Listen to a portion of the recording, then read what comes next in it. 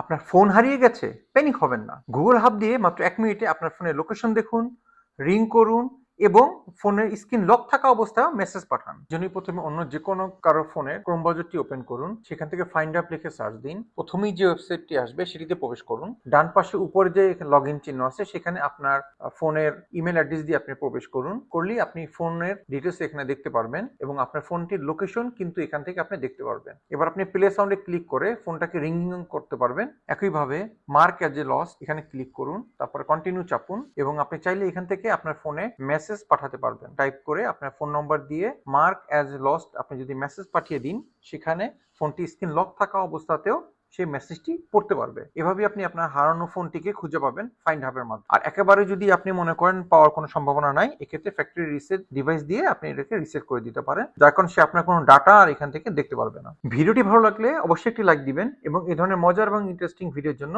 আমার চ্যানেলটিকে সাবস্ক্রাইব এবং ফলো করতে ভুলবেন না।